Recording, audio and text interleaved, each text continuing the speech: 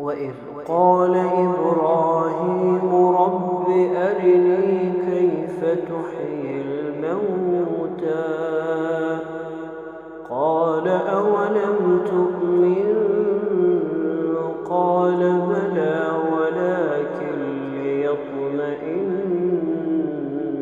قلبي قال فخذ أربعة من الطير فصرهن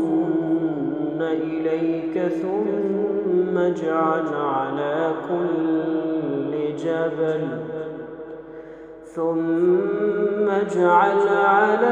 كل جبل